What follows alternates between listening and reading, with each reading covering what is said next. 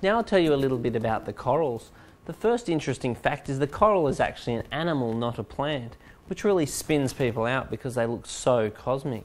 But the coral, being an animal, does actually rely on little algae called zooanthellae that grow within the coral, which not only give the coral its colour, but allows the coral to use the light energy as an actual food source. So basically, the coral is an animal, the coral has the little algae within it, which rely on light, so we must have enough light.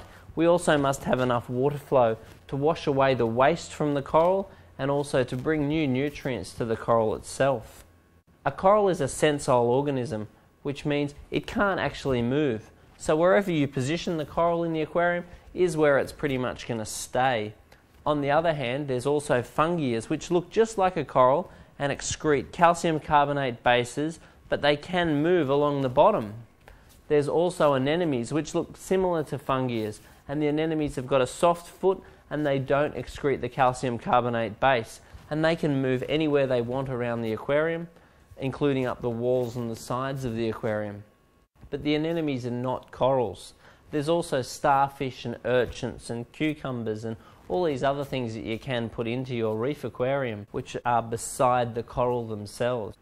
The two main types of corals that you're likely to be involved in are soft corals and hard corals. Basically, a hard coral is any coral that retracts into a hard calcium carbonate base.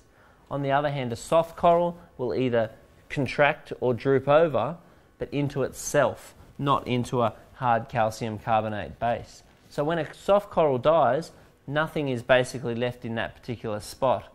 Whereas a hard coral, when the coral dies, it's left with a calcium structure, which actually goes on to become live rock. You can really see that these soft and hard corals are really thriving in this aquarium, very much because of the water quality, the strong light and the good water flow which is offered. Even in this case, the clownfish have mistaken this coral for an anemone. Now the anemone fish and the coral don't really have a symbiotic relationship, but confused clownfish will often go into the coral for their own protection. Just as we've got our 1, 2, 3 fish, we also have 1, 2, 3 corals. So, same thing. Ask when you're purchasing your corals. Make sure that your advisor is aware of the environment you're offering, and make sure that they advise you before you buy them. Is this coral generally an easy coral to keep? Is this coral a coral that some people succeed with and other people don't succeed with? Or as a number 3, is this coral one that normally doesn't work? It really helps to have an understanding before you purchase your corals, how hard the corals are to keep, just as important as it is understanding how easy the fish are to keep before you purchase them. Now I've been called out to this aquarium because of a fear of a disease. Now she was quite concerned that there might be a disease or an infection going through her corals, but all it really proved to be was a series of circumstances that seemed to cultivate pretty much at the same time. Now this aquarium's been running for quite a while, but she's recently seen some downturn in some of the corals that she's keeping. So what I'll do now is just walk you through some of these little positioning points which we really want to be aware of. Now the first thing is the position of this Tubopora.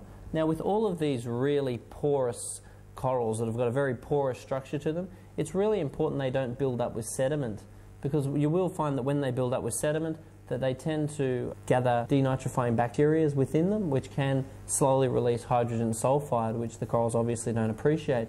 So with a lot of these types of corals like the Tubopora, it's a really good idea to, on a regular basis, grab hold of it in your hand from underneath and give it a really good shake. Make sure that you get all of the mold and the detritus out of the pores of this coral. This Tubopora is also right on top of an airstone. Be aware of where your airstones come up, because a lot of the corals do get quite irritated by the constant massage of the airstone.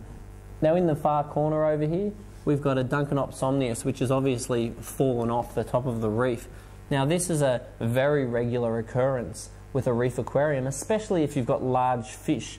Now the large fish that are quite strong will often throw around and actually relocate your corals. So you really need to be checking on a weekly or twice weekly basis to make sure the corals are where they're supposed to be and that the fish haven't knocked them over. Because when you